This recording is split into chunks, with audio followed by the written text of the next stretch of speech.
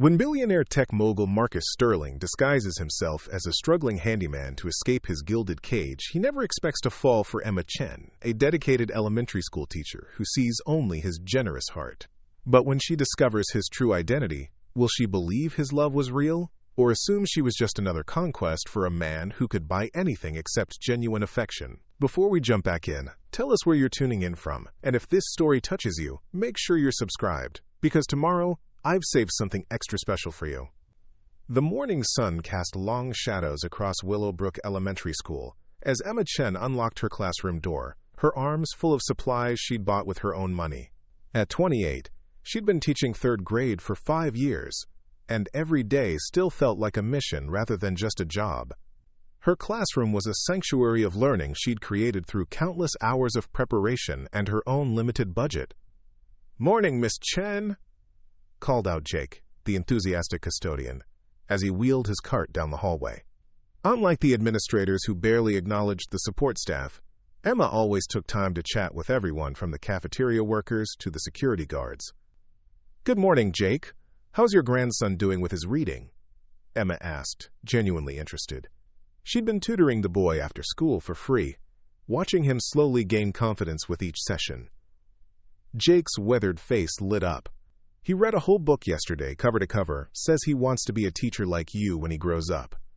The pride in his voice was unmistakable. Emma's heart warmed. These moments reminded her why she'd chosen teaching, despite the modest salary and constant budget constraints. "Tell him I'm proud of him, and remind his mom about the reading program at the library this weekend." As Jake continued down the hall, Emma entered her classroom and surveyed the space she'd carefully crafted into a learning environment. Colorful educational posters covered every wall, most of them laminated by hand to make them last longer. Her desk was organized with supplies she'd purchased during back-to-school sales, stretching every dollar to ensure her students had what they needed. The truth was, Emma came from a comfortable family.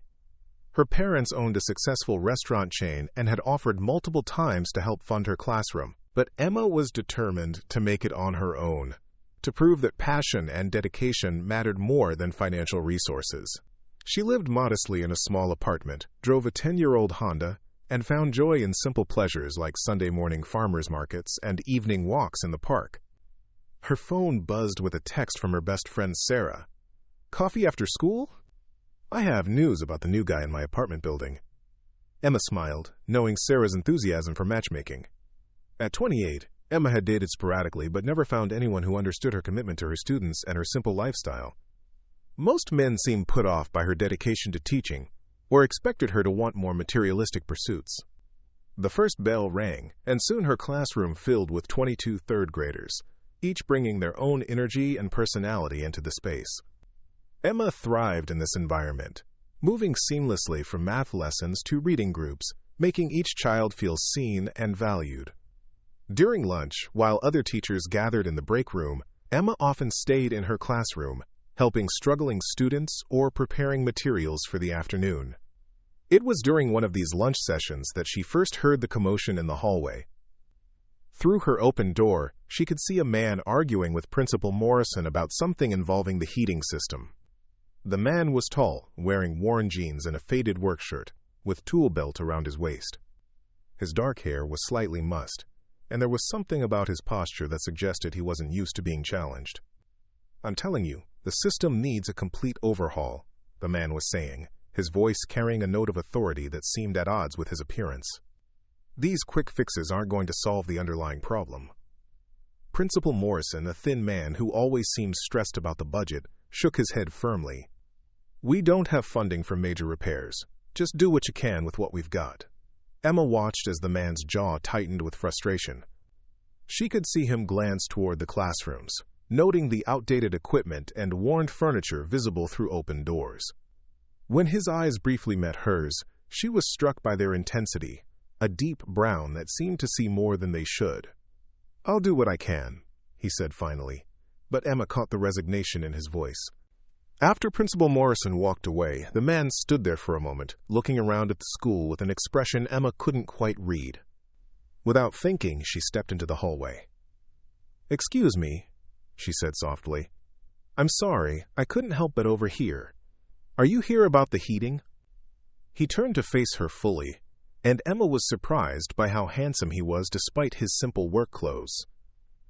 Yeah, Marcus, he said, extending a hand. Marcus Johnson. There was the slightest hesitation before his last name, but his handshake was firm and warm. Emma Chen. I teach 3rd grade. She gestured toward her classroom. The heating in here has been inconsistent all winter. Some days the kids are shivering, other days it's so hot they can barely concentrate.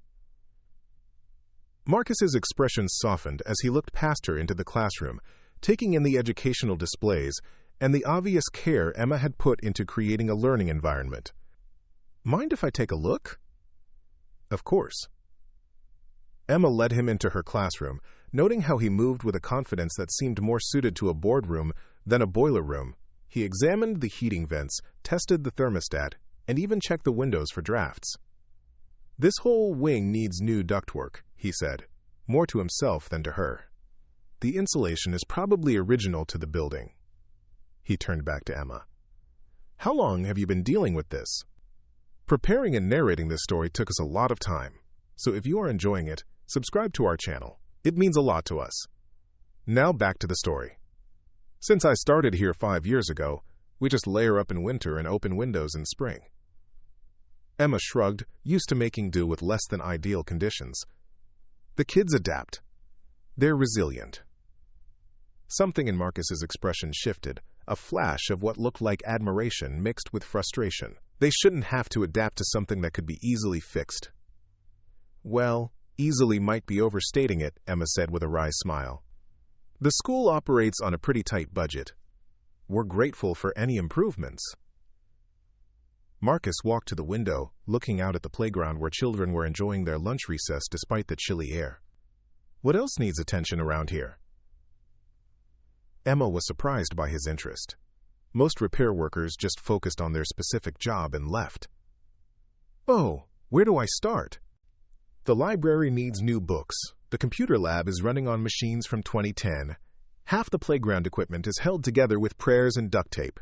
She laughed, but there was underlying sadness in her voice. But hey, we make it work. The kids are what matter, not the fancy stuff. Marcus turned back to her, studying her face with an intensity that made Emma suddenly self-conscious. You really believe that, don't you? Believe what? That it's about the kids, not the resources. That passion can overcome any obstacle. His voice held a note of wonder, as if he'd discovered something rare and precious. Emma felt heat rise to her cheeks. Well, yes. I mean, of course resources help. But at the end of the day, it's about connecting with each child, making them feel valued and capable.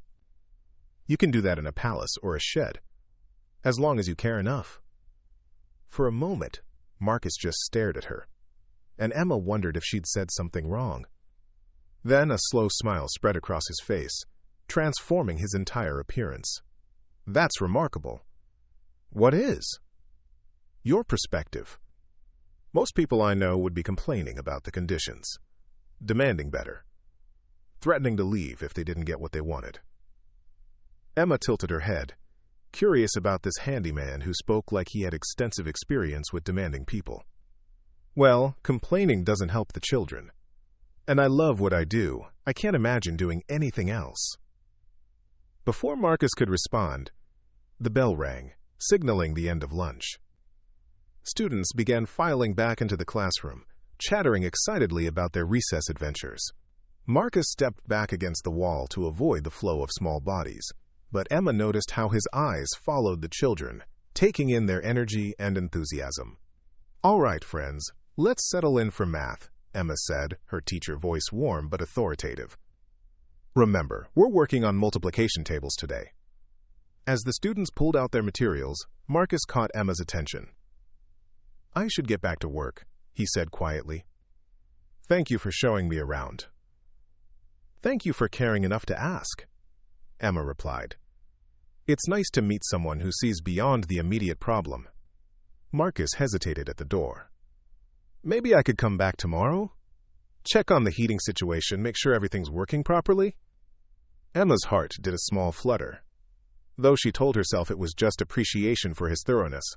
That would be wonderful. The children would appreciate having a comfortable learning environment. The children, Marcus repeated, his smile suggesting he understood she meant more than just professional courtesy. After he left, Emma found it difficult to concentrate on her afternoon lessons. There had been something different about Marcus Johnson, something that didn't quite fit with his appearance. The way he carried himself, the way he spoke about problems and solutions, even the way he'd looked at the school, it all suggested someone with more experience and authority than a typical maintenance worker. During her planning period, Emma found herself wondering about him. He'd seemed genuinely concerned about the children's comfort, not just interested in completing a work order. That kind of caring was rare, especially from someone who was probably just passing through on a routine repair job. When the final bell rang and her students gathered their belongings, Emma noticed several of them mentioning the, quote, nice man who was fixing the heat. Children had a way of sensing genuine kindness, and apparently Marcus had made an impression. Miss Chen, called out Lily, one of her quieter students. Will the heating man make our room warmer? Sometimes my fingers get too cold to write. Emma's heart ached at the simple request. I hope so, sweetheart. He seemed very dedicated to helping us. As she walked to her car that evening, Emma found herself hoping Marcus would indeed return tomorrow. Not just for the heating, though that would be wonderful for her students, but because she was curious about the man who'd shown such genuine interest in their small world, who'd spoken about problems and solutions like someone used to having the power to fix things. She had no way of knowing that Marcus Sterling, heir to a technology empire worth billions, was at that moment sitting in his modest rental apartment, staring at business reports while thinking about a teacher who bought classroom supplies with her own money and found joy in her students' smallest victories. He'd come to Willowbrook to escape the suffocating world of wealth and expectations, hiding his identity to find something real. He just hadn't expected to find it in an elementary school classroom with a woman who saw potential in every child and asked for nothing but the chance to teach them. The next morning, Emma arrived at school earlier than usual, though she told herself it was just to prepare for parent-teacher conferences next week. She'd dressed a bit more carefully, too, choosing a soft blue sweater that brought out her eyes, though again she rationalized it as wanting to look professional for the upcoming meetings.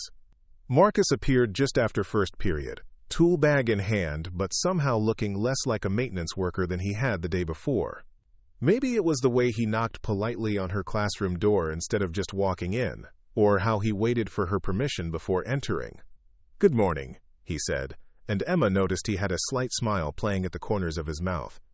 Thought I'd check on that heating situation. Good morning, Emma replied, suddenly aware that 22 pairs of 8-year-old eyes were studying this interaction with great interest. Class, this is Mr. Johnson. He's here to help make our classroom more comfortable. A chorus of hellos and waves greeted Marcus, and Emma watched with surprise as his somewhat serious expression softened completely. He crouched down to be at eye level with the students. Good morning, everyone. I hear you've been pretty tough, dealing with a cold classroom all winter. That's impressive. Sometimes we wear our coats during math, offered Tommy, one of Emma's more outspoken students. Well, we're going to fix that, Marcus said with conviction that seemed to come from somewhere deeper than professional duty. No one should have to wear coats during math. Emma felt something warm settle in her chest as she watched him interact with her students. There was no condescension, no impatience, just genuine respect for these small people and their experiences. All right, friends, let's give Mr. Johnson some space to work, Emma said, directing the class back to their reading groups. But she found herself stealing glances at Marcus as he examined the heating system more thoroughly than any repair person ever had. He worked quietly, taking notes in a small notebook, occasionally testing different components. What struck Emma was his attention to detail and the way he seemed to be developing a comprehensive understanding of not just her classroom but the entire wing's heating system. During the students' library time, Emma returned to find Marcus standing in the middle of her empty classroom, phone pressed to his ear. I don't care what it costs, he was saying, his voice carrying an authority that made Emma pause in the doorway. These kids are sitting in classrooms that are either freezing or sweltering. Fix it properly or don't bother. He paused, listening. No, I said properly. That means new ductwork. Updated thermostats, the whole system. And I want it done during spring break so there's no disruption to classes.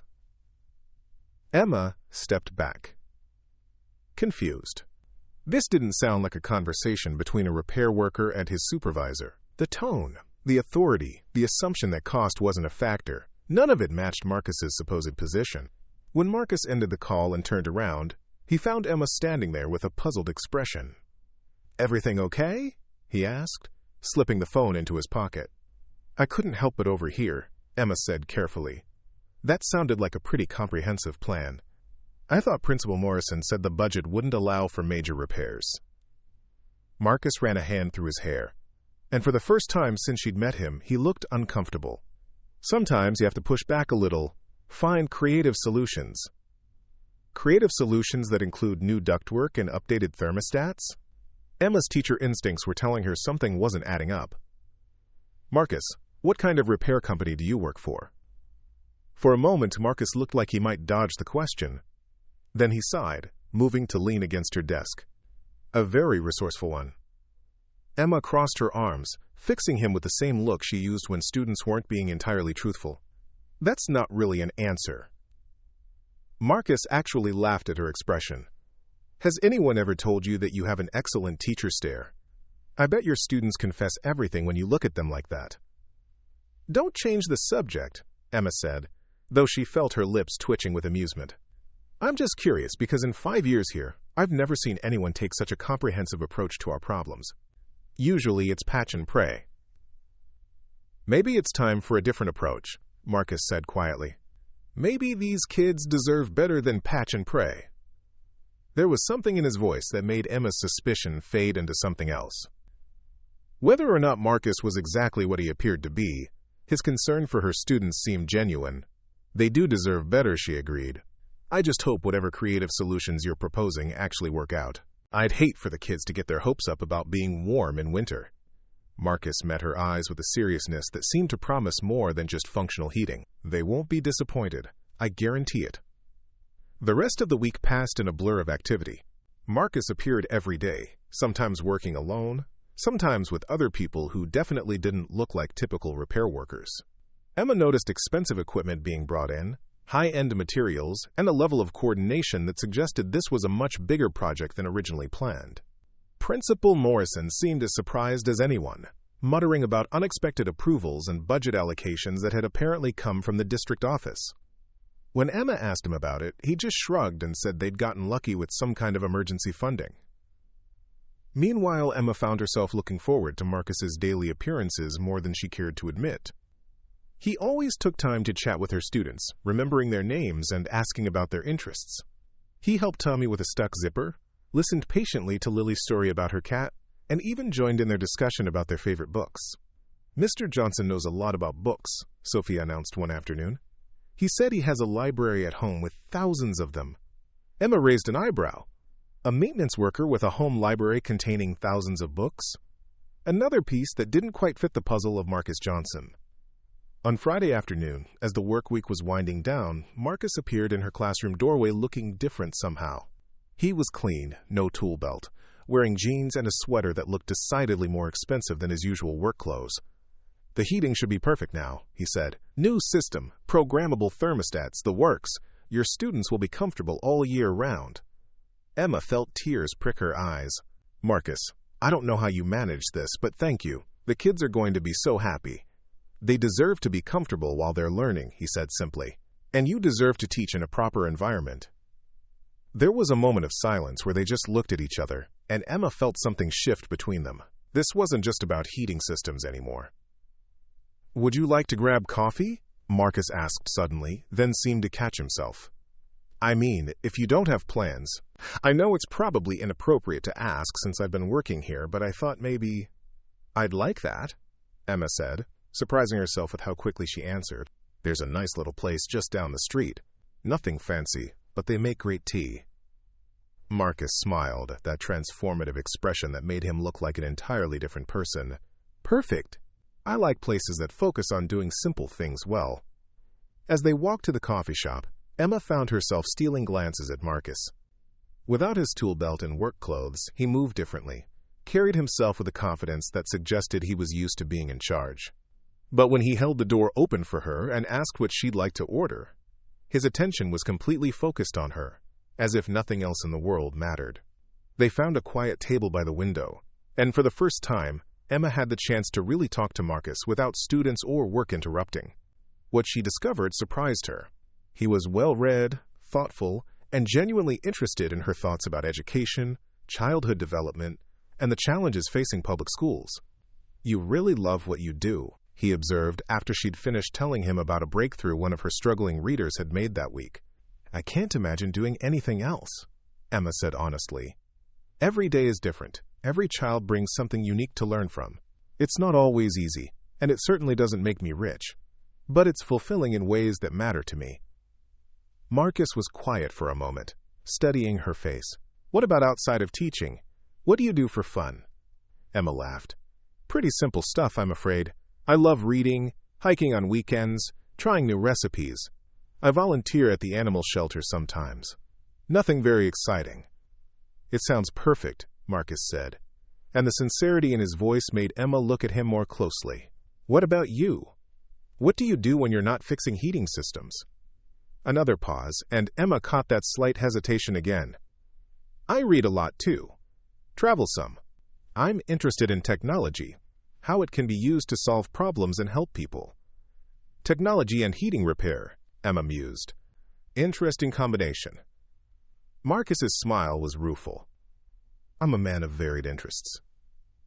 They talked until the coffee shop began to close, covering everything from favorite books to travel dreams to childhood memories. Emma found herself completely comfortable with Marcus, drawn to his intelligence and the way he really listened when she spoke. There was still something mysterious about him, details that didn't quite add up, but the more time she spent with him, the less she cared about solving the puzzle of who he really was. When he walked her to her car, Marcus seemed reluctant to end the evening. "Would you like to have dinner tomorrow?" he asked. "I mean, if you don't have plans. There's this little place I know. Family-owned, great food, nothing fancy." "I'd love to," Emma said, and meant it. "Though I have to ask, how does a heating repair worker know so many nice little places around town?" "Are you originally from here?" Marcus's expression grew thoughtful. "I've spent time here over the years, and I make it a point to find the good places wherever I am, the ones where people care about what they're doing, where it's more about the experience than the profit." Another non-answer that somehow felt like a glimpse into something deeper about Marcus Johnson. Emma was beginning to realize that there were layers to this man that would take time to understand. What she knew for certain was that she wanted that time. Wanted to discover what lay beneath the surface of someone who fixed heating systems with the thoroughness of an engineer, and spoke about books and travel like someone with unlimited resources and freedom. As she drove home, Emma couldn't stop smiling. For the first time in years, she was looking forward to a weekend that had nothing to do with lesson planning or grading papers.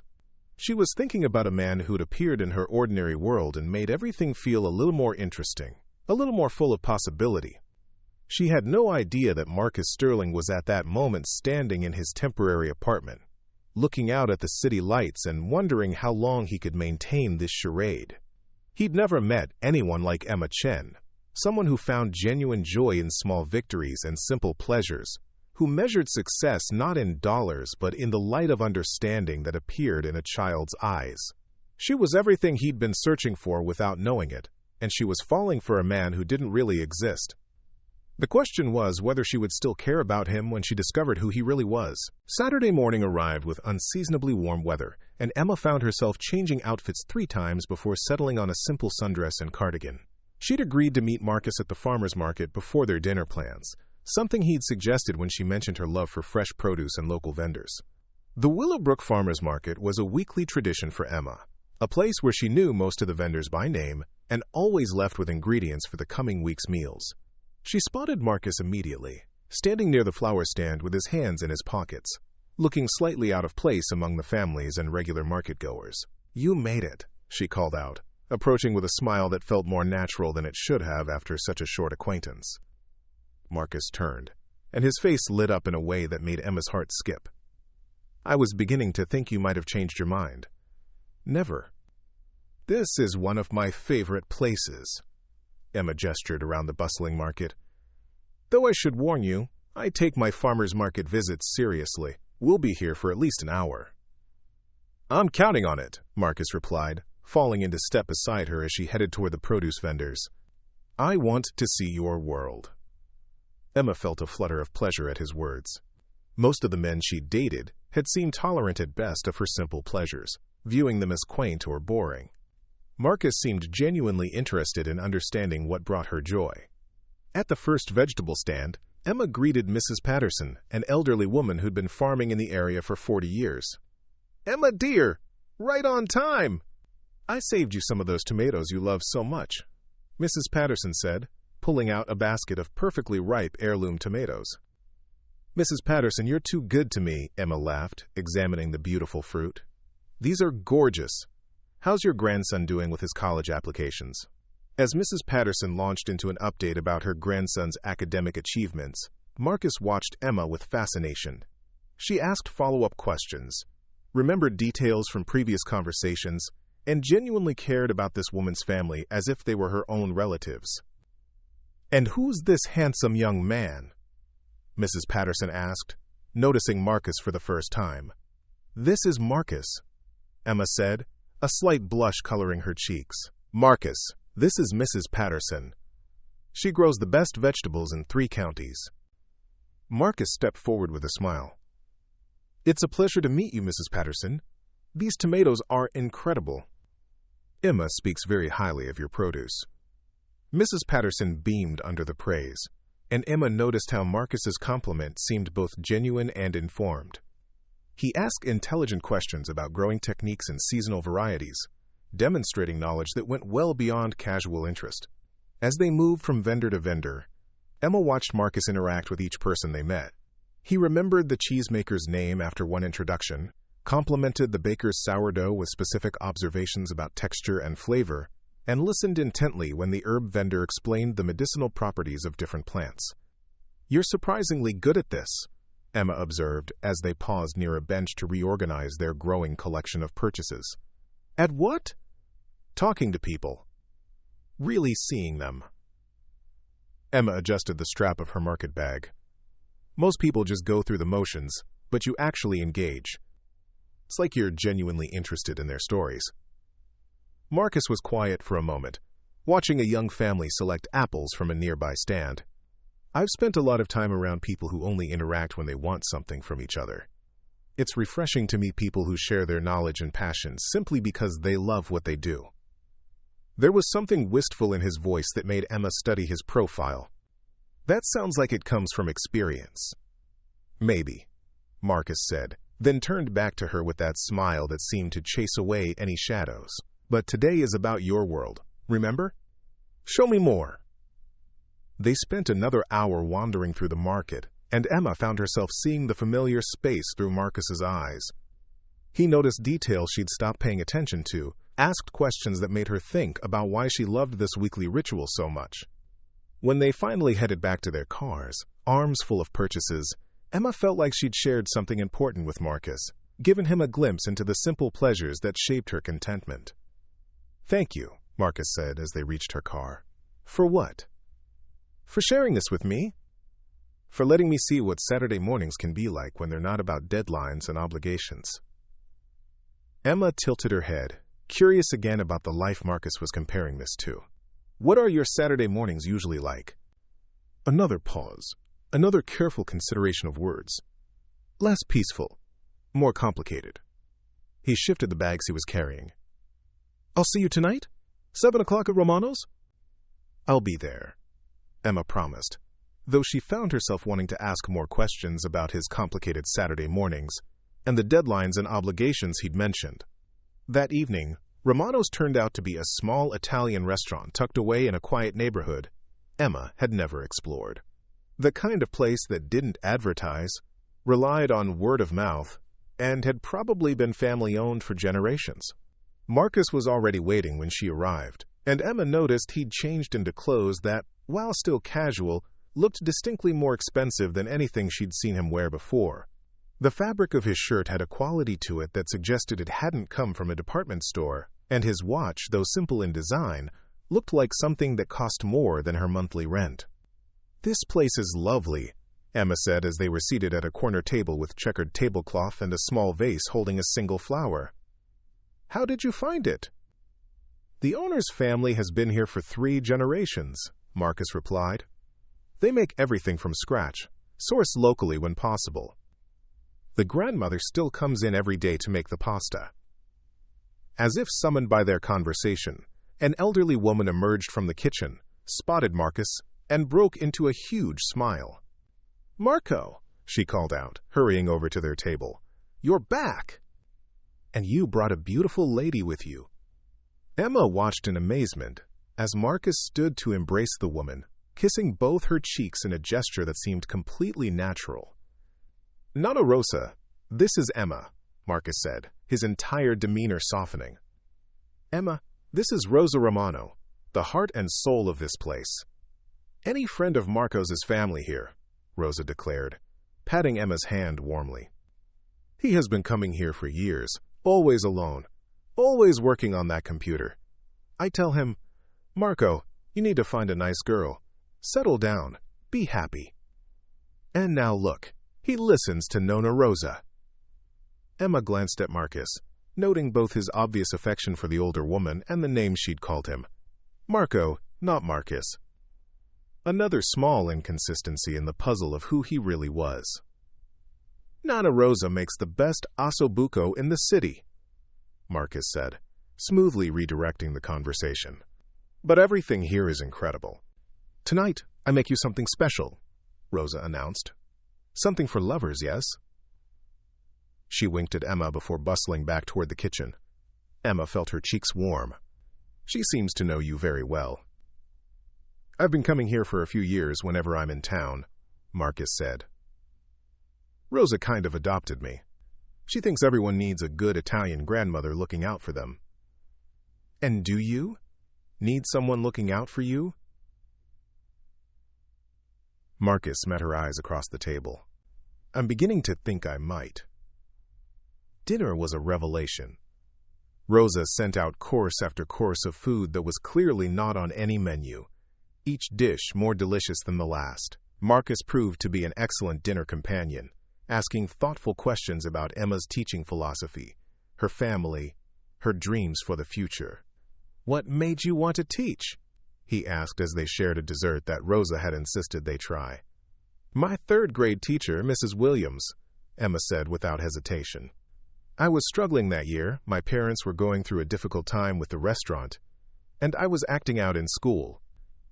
Mrs. Williams could have labeled me a problem child and moved on, but instead, she saw something in me that I didn't even see in myself." Emma paused, remembering that pivotal year. "She started giving me little responsibilities, asking for my help with classroom tasks, making me feel valuable instead of troublesome. By the end of the year, I was her unofficial assistant, helping other kids with their reading. She showed me that sometimes the kids who need the most attention are the ones acting out the most." "And now you do the same thing for your students," Marcus observed. "I try to. Every child deserves to feel seen and valued. Some of them come from homes where they're not getting that, so school might be the only place where they feel truly important." Emma's voice grew passionate. "That's why things like broken heating systems matter so much. How can a child focus on learning when they're uncomfortable? How can they feel valued when their learning environment is falling apart?" Marcus was quiet for a long moment, and when Emma looked at him, she saw something intense in his expression. "What?" she asked, suddenly self-conscious. "You're remarkable," he said quietly. "The way you see each child as an individual worth investing in. The way you take responsibility for their entire experience, not just the curriculum. It's incredible." Emma felt tears prick her eyes. "It's just what teachers do." "No," Marcus said firmly. "It's what exceptional teachers do." "What exceptional people do?" The sincerity in his voice, the way he was looking at her like she was something precious and rare, made Emma's heart race. She was falling for this man, she realized, falling hard and fast for someone she still didn't entirely understand. "What about you?" she asked, needing to shift the focus before she said something she wasn't ready to say. "What drives you? What makes you passionate? Marcus was quiet for so long that Emma wondered if he was going to answer. When he finally spoke, his voice was thoughtful, almost cautious. I've spent most of my life in environments where success was measured by numbers, by quarterly reports and profit margins, where people were valuable based on what they could contribute to the bottom line. He paused, seeming to choose his words carefully. But lately, I've been thinking there might be other ways to measure success, other ways to make a contribution that matters. Like fixing heating systems in elementary schools? Emma suggested with a gentle smile. Marcus laughed, but there was something almost sad in the sound. Something like that. You know, you never really told me how you got into repair work, Emma said, her curiosity finally overcoming her politeness. You seem to know a lot about technology, business, literature. Did you study engineering? Another pause. Another careful consideration. I studied business, actually, but I've always been interested in how things work, how to solve problems efficiently. Business and heating repair, Emma mused. That's quite a combination. Life takes unexpected turns sometimes, Marcus said. You plan for one thing and discover you're meant for something completely different. Emma sensed there was much more to that statement than Marcus was revealing, but before she could probe further, Rosa appeared at their table with a bottle of wine. From my personal collection, she announced, pouring them each a glass. For my Marco and his beautiful teacher. You know, Marco, you should bring Emma to Sunday dinner next week. The whole family will want to meet her. Emma saw something like panic flash across Marcus's face. Nona, we're just getting to know each other. Let's not scare her away. Nonsense, Rosa declared. When you know, you know. And I see how you look at each other. This is amore, yes? After Rosa left them alone, an awkward silence settled over the table. Emma could see Marcus struggling with something, some internal conflict that she didn't understand. You don't have to look so terrified, she said lightly. I'm not expecting a marriage proposal just because Rosa thinks she sees amore. Marcus's smile was strained. It's not that. It's just complicated. What's complicated about it? My life, my situation. There are things about me that you don't know. Things that might change how you feel about all this. Emma leaned forward, her teacher instincts kicking in. Marcus, what is it? Are you married? In some kind of trouble? No, nothing like that. He ran a hand through his hair, looking more agitated than she'd ever seen him. I just need you to know that if we continue seeing each other, there might be revelations that surprise you. I need to know if you're okay with that. Emma studied his face, seeing genuine distress beneath his careful words. Are these revelations about anything that would hurt me or put me in danger? No, absolutely not. Are you a good person, Marcus? Despite whatever complications you're talking about? I'm trying to be, he said quietly. Emma reached across the table and took his hand. Then we'll figure it out as we go. I'm not afraid of complicated, and I'm not afraid of surprises. What I would be afraid of is losing the chance to get to know you better because we were both too scared to take a risk. Marcus stared down at their joined hands, and Emma could see the conflict playing out across his features. Finally, he looked up and met her eyes. What if the person you think I am isn't exactly who I really am? Then I guess I'll get to know the real you, Emma said simply. Isn't that what getting close to someone means? Discovering who they are beneath the surface? For a moment, Marcus looked like he might say more, might reveal whatever was weighing on him. Then Rosa appeared again, this time with a small container. Tiramisu for you to take home, she announced. And Marco, you remember what I told you about waiting too long to tell a woman how you feel. Life is short. Amore is precious. On the drive home, Emma found herself replaying the evening's conversations. There was clearly something Marcus wasn't telling her, some aspect of his life or identity that he was struggling with. But what she'd told him was true. She wasn't afraid of complications. What she felt afraid of was the growing certainty that she was falling in love with a man who might disappear from her life as suddenly as he'd entered it. When Marcus walked her to her apartment door, there was a tension between them that hadn't been there before. Not uncomfortable, but charged with possibility and unspoken questions. Thank you for tonight, Emma said, fishing for her keys. For dinner, for sharing Rosa with me, for everything. Thank you for being patient with my evasiveness, Marcus replied. I know I'm not being entirely straightforward, and I appreciate you giving me the benefit of the doubt. Emma turned to face him fully. Marcus, whatever it is you think might change my opinion of you, I want you to know that tonight only made me more interested in getting to know you better. You're kind, you're intelligent, you care about people, and you make me laugh. Those are the things that matter to me. Marcus stepped closer, close enough that Emma could see the conflict in his eyes giving way to something else entirely. Emma, I need you to know that meeting you has changed something fundamental for me. Whatever happens, whatever you learn about me later, that's real. Before Emma could ask what he meant, Marcus leaned down and kissed her. It was gentle at first, tentative, then deeper as Emma responded. When they finally broke apart, both were breathing hard. I should go, Marcus said, though he made no move to leave. You should, Emma agreed, though she didn't step back.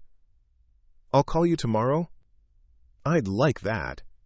Marcus kissed her once more, quickly, then forced himself to step away. Good night, Emma. Good night, Marcus. Emma watched him walk away, noting again how he moved with the confidence of someone used to being in charge. Someone whose life was probably much more complicated than installing heating systems. As she unlocked her door, she realized she was no longer just curious about Marcus Johnson's secrets. She was invested in them, in him, in whatever this thing growing between them might become. What she didn't know was that Marcus Sterling was at that moment sitting in his car, phone in hand, staring at a text from his assistant reminding him about a board meeting on Monday. A meeting where he would sit at the head of a conference table and make decisions that affected thousands of employees and millions of dollars. A world away from farmers' markets and small Italian restaurants, and a woman who measured success by the light in a child's eyes. He was living two completely different lives, and soon he would have to choose which one was real. The following weeks fell into a rhythm that felt both natural and surreal to Emma. Marcus appeared at the school regularly, not just to check on the heating system that now worked flawlessly, but to help with other projects that seemed to materialize out of nowhere.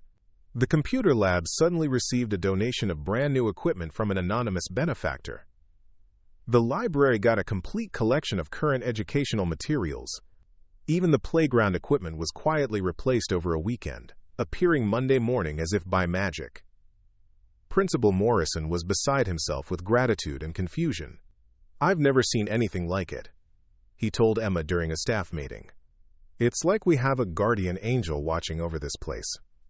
Emma suspected she knew who that guardian angel might be, but when she questioned Marcus about the sudden influx of improvements, he deflected with his usual vague responses about, quote, creative funding solutions and knowing the right people. What wasn't mysterious was how Marcus fit into her daily life.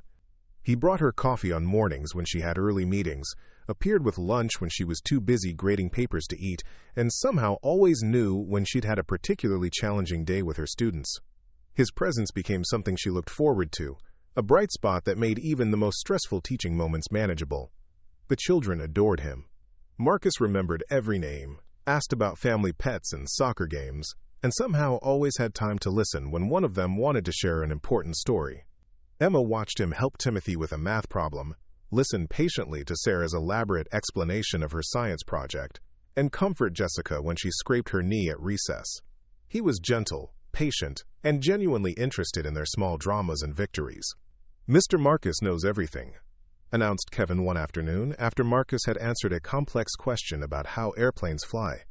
He's like a walking encyclopedia. Emma was beginning to notice that Marcus did indeed seem to know everything. He could discuss advanced technology with the sophistication of an engineer, literature with the depth of a professor, and business strategies with the insight of someone who'd implemented them personally. His knowledge was broad and deep, the kind that came from extensive education and real-world experience, not from someone who'd learned trades through apprenticeships. On a Thursday afternoon, as Emma was packing up her classroom, Marcus appeared in the doorway looking different somehow. More serious, almost troubled. Everything okay? Emma asked, setting down the papers she'd been organizing. I need to tell you something, Marcus said, closing the classroom door behind him. I've been putting this off, but I can't anymore. You deserve to know the truth about who I am. Emma felt her stomach tighten. This was the conversation she'd been both expecting and dreading. Okay, I'm listening. Marcus moved to the window, looking out at the playground where a few children were waiting for their parents. My name really is Marcus, but my last name isn't Johnson. Emma waited, sensing there was much more coming. I'm Marcus Sterling, he said, turning back to face her. Sterling Technologies. My family owns one of the largest technology companies in the country. The words hit Emma like a physical blow. Sterling Technologies was a household name, a massive corporation with offices worldwide. She'd seen Marcus Sterling's name in business magazines, though she'd never paid much attention to the CEO profiles that seemed to rotate through the news regularly. You're a billionaire, she said, her voice barely above a whisper. Yes. Emma sank into her desk chair, trying to process this information. Why? Why lie to me? Why pretend to be a heating repair worker? Marcus ran a hand through his hair, a gesture she'd come to recognize when he was stressed. Because I was tired of being Marcus Sterling. Tired of people seeing dollar signs instead of a person. I came to Willowbrook to get away from all that, to see if I could be just Marcus for a while. So this was all... What, some kind of experiment? See how the common people live? Emma's voice was getting sharper, hurt and confusion giving way to anger. No, Emma, it wasn't like that. Marcus stepped toward her, but she held up a hand to stop him. I came here to escape, yes, but I never planned to meet you. I never planned to feel this way about anyone. Feel what way? Emma demanded. How do I know any of this is real? How do I know I'm not just another novelty for you, like playing dress-up in work clothes? Because everything I've told you about my feelings is true, Marcus said desperately. Yes, I lied about my identity, but I never lied about caring for you, about how you've changed me. Emma stood up, pacing behind her desk like a caged animal. Changed you how, Marcus? Or should I call you Mr. Sterling now? Don't do that, Marcus said quietly. I'm still the same person who brought you coffee this morning, who listened to Jessica read her story, who sat with you at Romano's and shared tiramisu. Are you? Emma whirled to face him. Because the man I thought I was falling for was someone who understood what it meant to work hard for everything you have. Someone who appreciated simple pleasures because they weren't handed everything on a silver platter. I do appreciate those things, Marcus insisted. More than you know. Do you think being wealthy automatically makes someone incapable of understanding the value of hard work or simple pleasures? Emma paused, recognizing the unfairness in her words even as her emotions churned. That's not what I meant. Isn't it? Marcus's voice carried a note of hurt.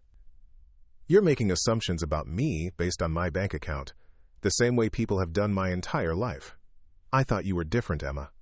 I thought you saw people for who they really are, not what they have or don't have. The accusation stung because Emma recognized the truth in it. She was judging Marcus based on his wealth, making assumptions about his character because of his financial status. But the hurt of his deception was still raw and overwhelming. You lied to me for weeks, she said, her voice breaking. How am I supposed to trust anything you say now? Because the person you've gotten to know these past weeks is real, Marcus said, his voice gentle now. Yes, I have money. Yes, I run a company. But when I'm with you, when I'm helping in your classroom, when we're talking about books or walking through the farmer's market, that's not Marcus Sterling, CEO. That's just Marcus, the man who's completely in love with you. Emma felt tears gathering in her eyes.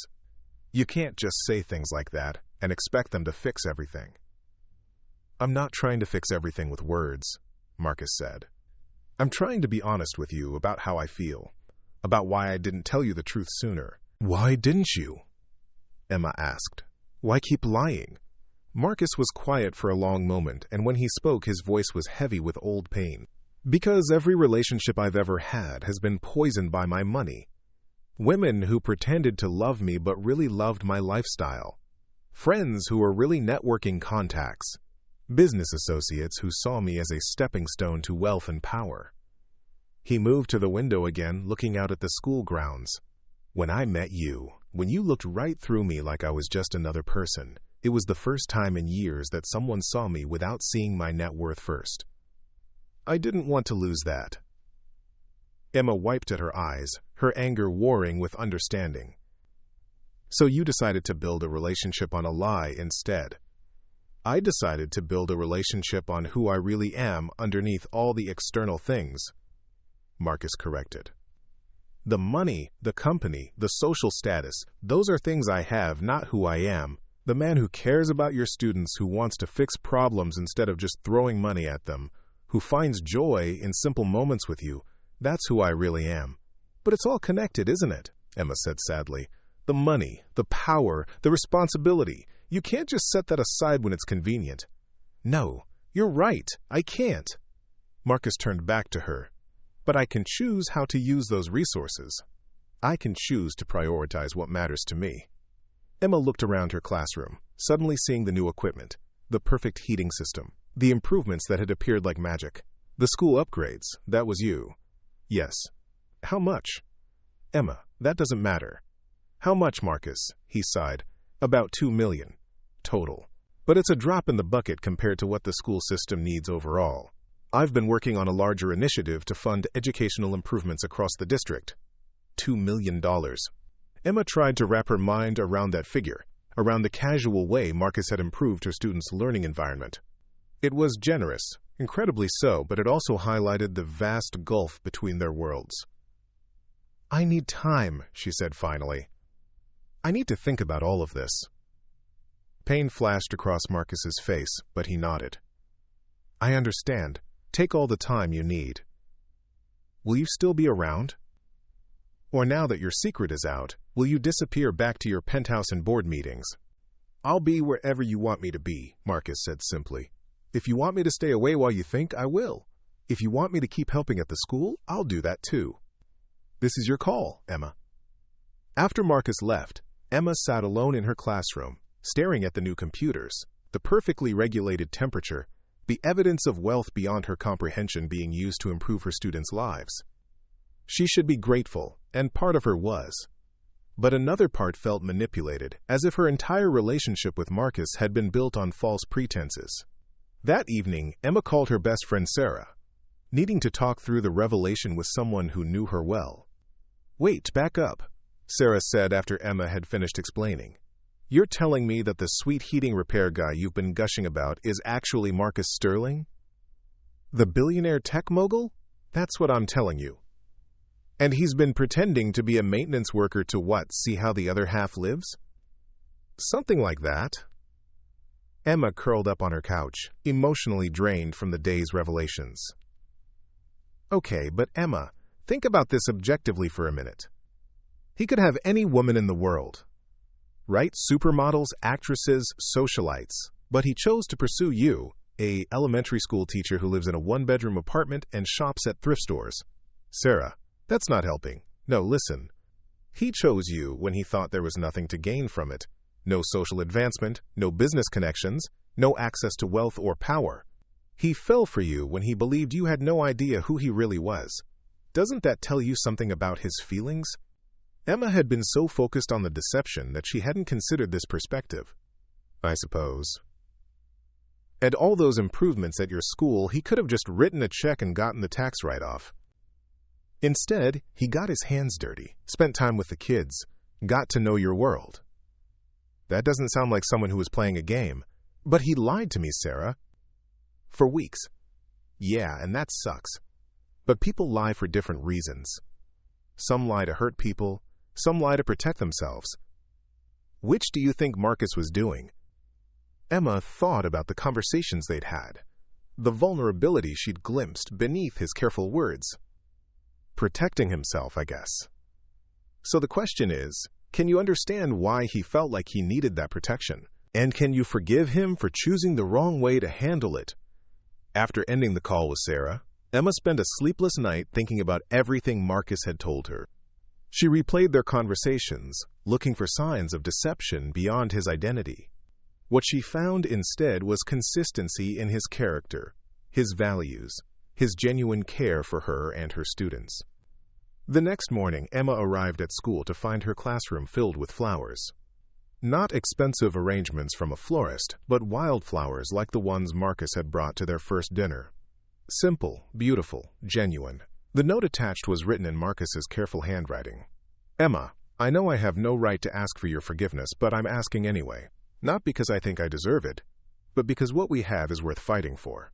I love you, not as Marcus Sterling with all his complications, but as the man I am when I'm with you, the man you helped me remember I could be. Whatever you decide, know that meeting you has been the best thing that's ever happened to me.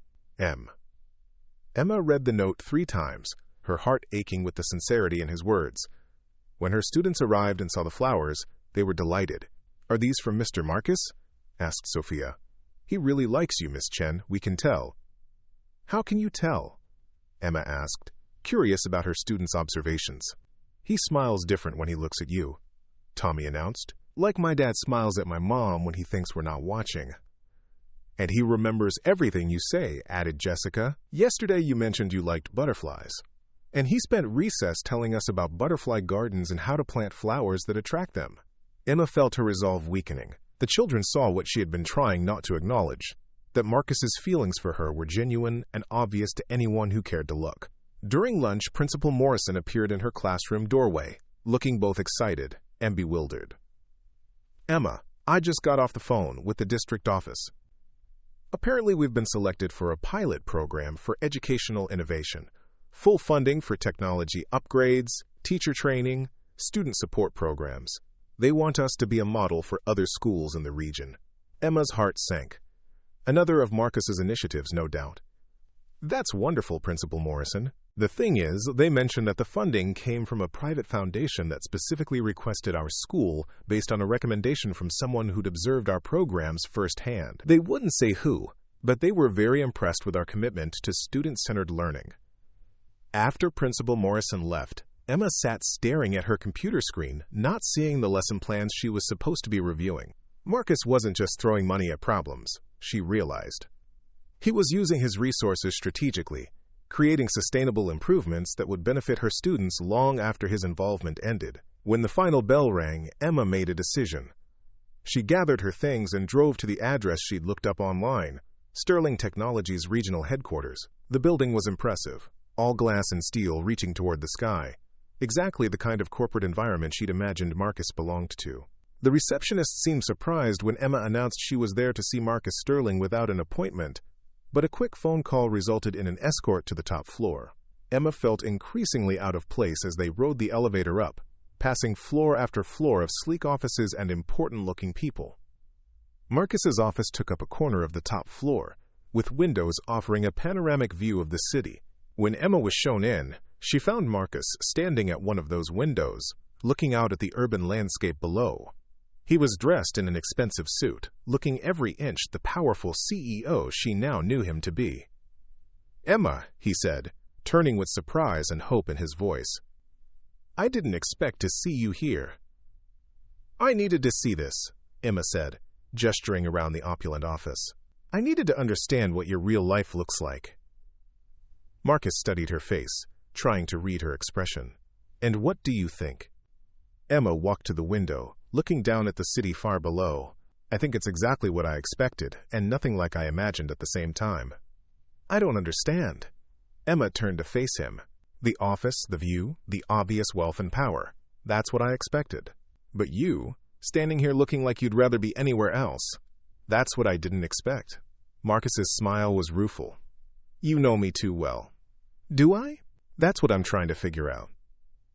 Emma moved closer to his desk, noting the photos arranged there. Not the usual corporate headshots or family portraits, but pictures from his recent weeks in Willowbrook. The farmer's market, Romano's restaurant, even a candid shot of him helping one of her students with a science project. Marcus, who took these pictures?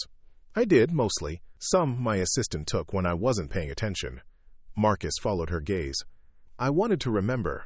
Remember what? What it felt like to be happy, Marcus said simply. What it felt like to have a life that mattered for reasons that had nothing to do with profit margins or market share. Emma felt tears gathering in her eyes again. You could have that life. You have choices most people don't have. Not without you, Marcus said quietly. Emma, I know I handled this all wrong.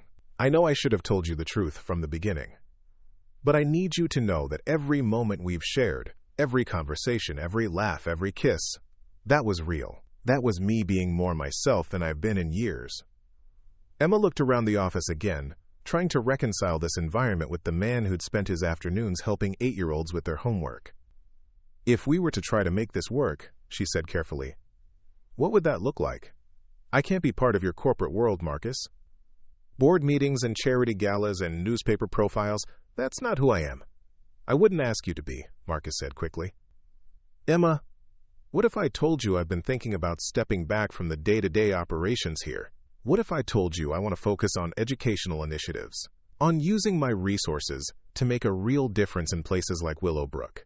I'd say that sounds like a nice fantasy, but you have responsibilities here, people depending on you.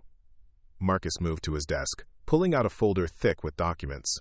I've been working with my board on a transition plan, promoting people who are better suited to corporate leadership, restructuring my role to focus on philanthropic initiatives and long-term strategic planning. Emma stared at the folder. You're serious. Completely serious. Emma, meeting you didn't just change how I feel about relationships.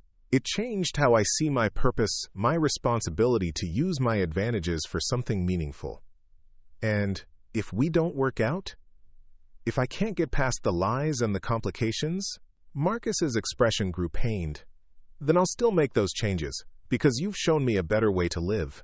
But I'm hoping you'll give us a chance to figure this out together. Emma was quiet for a long moment, looking out at the city below, thinking about her simple apartment, her modest classroom, the life she'd built that felt so small compared to this corporate empire. I need you to understand something, she said finally. I can't be with someone I don't trust completely. If we do this, if we try to make this work, there can't be any more secrets. No more lies, even small ones to protect my feelings. I understand. And I won't change who I am to fit into your world. I'm a teacher, Marcus. That's what I do, that's who I am. I drive an old car and shop at thrift stores and find joy in small moments with children. If that's not enough for you, if you need someone more sophisticated or glamorous, then we should end this now. Marcus crossed the space between them, taking her hands in his. Emma, you're extraordinary exactly as you are. I don't want you to change anything about yourself. If anything, I want to become more like you.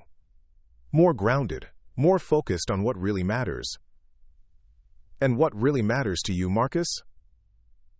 You, he said without hesitation. The work you do, the difference you make in those kids' lives, the way you see the best in everyone around you. You matter to me more than any business deal or corporate acquisition ever could. Emma searched his face, looking for any sign of deception or manipulation. What she saw instead was vulnerability, hope, and a love so genuine it took her breath away. Okay, she said quietly. Okay, let's try. But we take this slowly, Marcus. We figure out how to blend our very different worlds without losing ourselves in the process. The smile that spread across Marcus's face was radiant. We can take as much time as you need. We can figure this out as we go. And no more lies.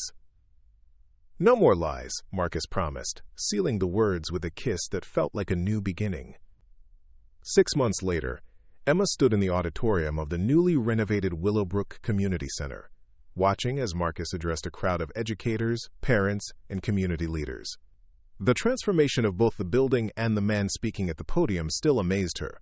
What had once been a run-down facility was now a state-of-the-art learning center, complete with technology labs, art studios, and meeting spaces designed to bring the community together around education. But the more remarkable transformation was in Marcus himself. Gone was the polished corporate executive she'd encountered in that gleaming office tower. In his place stood a man who had found his true calling, speaking passionately about educational equity and the power of investing in children's futures. When I first came to Willowbrook, Marcus was saying, his voice carrying easily through the packed auditorium, I thought I was running away from something. I was tired of a life that felt empty despite every material advantage. But what I discovered here changed everything. Emma felt a familiar warmth spread through her chest as she listened to Marcus tell their story, carefully edited for public consumption but no less meaningful for its discretion. I met educators who were changing lives with limited resources and unlimited dedication. I saw children thriving despite obstacles that would discourage many adults. And I realized that true success isn't measured by profit margins or stock prices. It's measured by the positive impact we have on others. The applause was thunderous, but Emma barely heard it. She was remembering the journey that had brought them to this moment, the careful process of building trust and blending their very different worlds. It hadn't been easy. Those first few months had been filled with adjustments, misunderstandings, and moments when Emma wondered if their differences were too great to overcome. There was the time Marcus had casually suggested flying to Paris for a weekend, forgetting that Emma couldn't just abandon her students for impromptu international travel. Or when Emma had insisted on taking public transportation to a charity event, not realizing that Marcus's security team would see this as a logistical nightmare. But they had worked through each challenge, finding compromises that honored both of their values. Marcus learned to appreciate the rhythm of the school calendar, planning their time together around Emma's teaching responsibilities. Emma learned to accept that certain aspects of Marcus's wealth were non-negotiable, like the security measures that came with being a public figure. More importantly, they had discovered ways to use Marcus's resources that aligned with Emma's principles. The Sterling Education Initiative had become their shared passion project, a foundation dedicated to transforming struggling schools through comprehensive support programs. The beautiful thing about education, Marcus continued from the podium, is that it's the great equalizer. A child's potential isn't determined by their family's income or their neighborhood's resources. With the right support, every child can achieve extraordinary things. Emma smiled, recognizing her own words in his speech. Over the months, she had watched Marcus evolve from someone who wrote checks to solve problems into someone who understood the complex, personal nature of educational challenges. He spent time in classrooms now, not as a wealthy benefactor making appearances, but as a genuine advocate learning from teachers and students alike. That's why the Sterling Education Initiative isn't just about funding, Marcus explained to the audience. It's about creating sustainable partnerships between communities, educators, and resources. It's about recognizing that the people who work with children every day are the real experts, and our job is to support their vision, not impose our own. After the presentation, Emma found herself surrounded by colleagues and community members, all eager to share their excitement about the new programs being launched.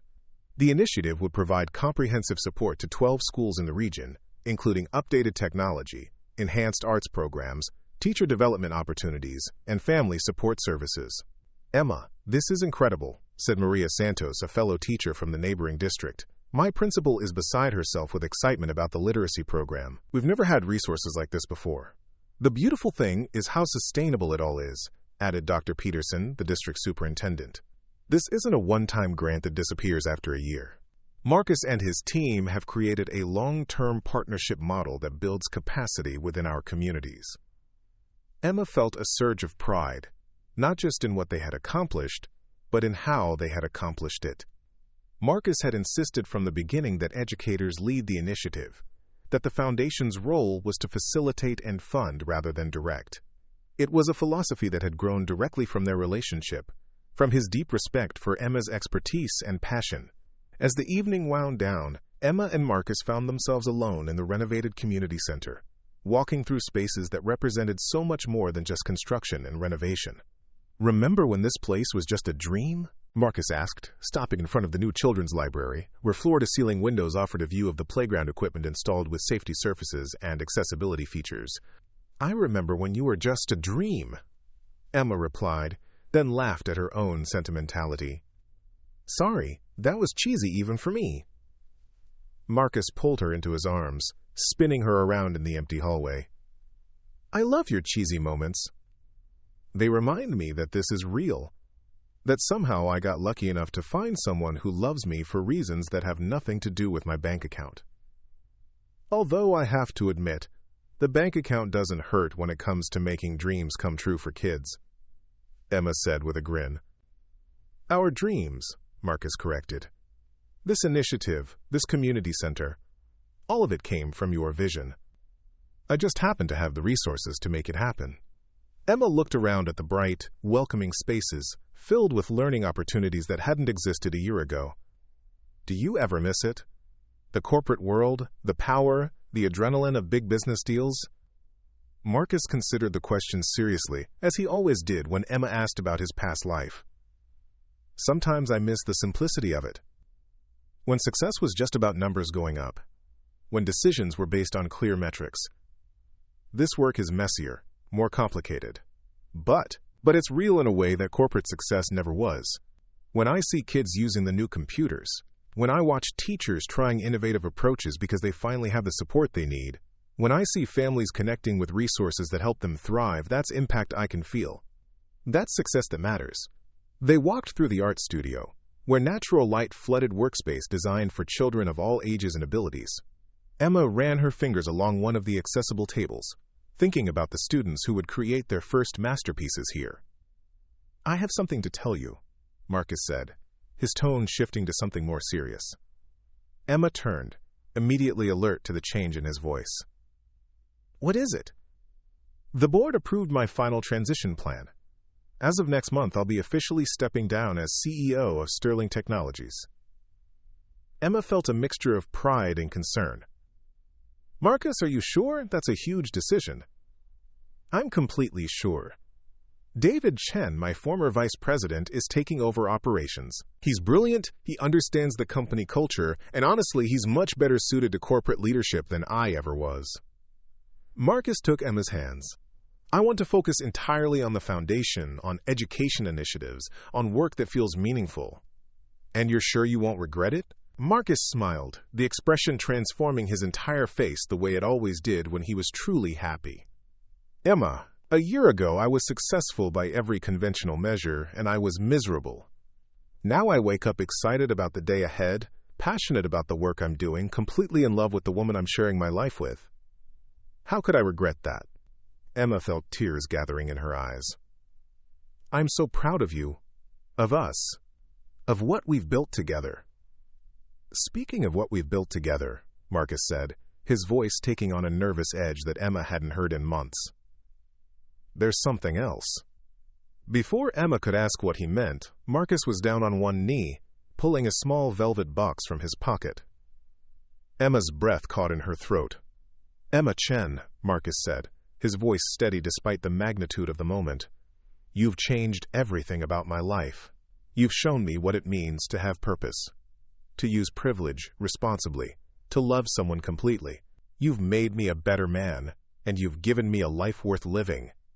Emma's hands flew to her mouth, tears flowing freely now. I know we've talked about taking things slowly, Marcus continued. And I know our worlds are still complicated to navigate sometimes, but I also know that I want to spend every day for the rest of my life, learning from you, growing with you, working alongside you to make the world a little bit better. He opened the box to reveal a ring that was nothing like what Emma might have expected from a billionaire's proposal. Instead of an enormous diamond, it was a simple band with a modest stone surrounded by smaller gems that caught the light beautifully. The center stone is a sapphire, Marcus explained, because you once told me that your favorite color was the deep blue of the sky just after sunset. The surrounding diamonds represent all the children whose lives you've touched, all the light you've brought into the world. Emma was crying too hard to speak, overwhelmed by the thoughtfulness of the ring and the man offering it.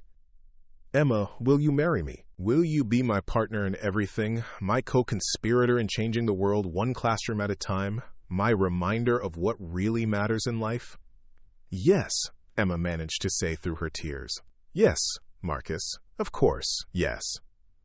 As Marcus slipped the ring onto her finger, Emma felt the final pieces of her old fears and doubts fall away. This wasn't the fairy tale romance she'd been taught to be suspicious of, where a wealthy man swept a common woman off her feet. This was something much more real and valuable, a partnership between two people who had grown together, who had learned to use their different strengths to create something meaningful. I love you, Marcus said, standing and pulling her into his arms. I love your passion for teaching, your dedication to your students, your ability to see potential in everyone around you. I love that you keep me grounded, that you challenge me to be better, that you show me joy in simple moments. I love you too, Emma replied, looking down at the ring that represented so much more than a proposal. I love that you listen, that you learn, that you use your advantages to lift others up, instead of setting yourself apart. I love that you see teaching as a calling worthy of respect and support.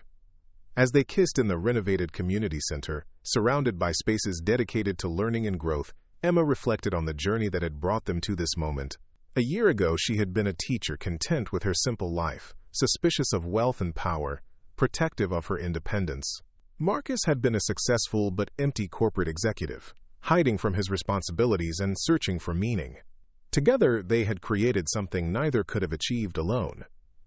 The Sterling Education Initiative was already impacting thousands of children, providing resources and opportunities that would ripple through generations. But more than that, they had proven that love could bridge different worlds, that partnership could amplify individual strengths, that wealth could be a tool for justice rather than a barrier to authentic connection. What happens now? Emma asked as they walked hand in hand through the community center, their footsteps echoing in the quiet halls. Now we plan a wedding, Marcus said with a grin. Something tells me you have opinions about that. Emma laughed. Just a few.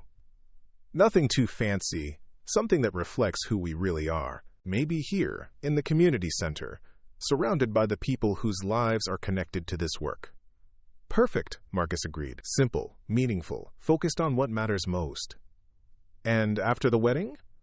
Marcus stopped walking, turning to face Emma with an expression of excitement and determination. After the wedding, we keep changing the world. The foundation has applications from 3 more states wanting to implement our partnership model. There are pilot programs to develop, teacher training initiatives to launch, policy recommendations to research, and I want to go back to school myself, get a degree in education policy, learn more about the systemic changes needed to support teachers and students. I want to be as prepared as possible for this work.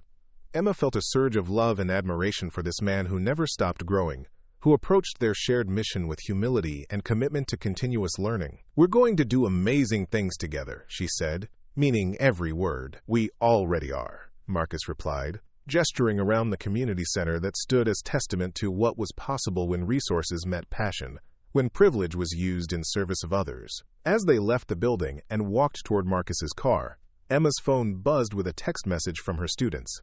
They had organized themselves to send congratulations, having somehow learned about the proposal through the mysterious communication networks the children always managed to establish. Miss Chen, we're so happy for you and Mr. Marcus, the group message read. When you get married, will he still help us with our science projects?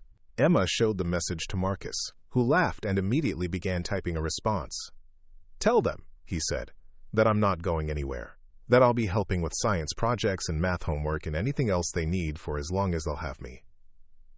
As they drove through the quiet streets of Willowbrook, passing the school where their love story had begun, Emma reflected on the unexpected directions life could take. A year ago, she never could have imagined that a chance encounter with a supposed heating repair worker would lead to this moment, this partnership, this shared commitment to using education as a force for positive change. Thank you, she said quietly as they pulled up to her apartment building. For what? For seeing the value in what teachers do. For respecting my work enough to want to support it rather than asking me to abandon it. For understanding that love isn't about one person changing for another, but about both people growing together. Marcus turned off the engine and faced her fully. Thank you for giving me a second chance when I didn't deserve it. For seeing past the money to the person I wanted to become. For showing me that a life of service is more fulfilling than a life of accumulation. For helping me realize that wealth isn't automatically corrupting, that privilege can be used responsibly, that partnership can multiply impact rather than diminish independence.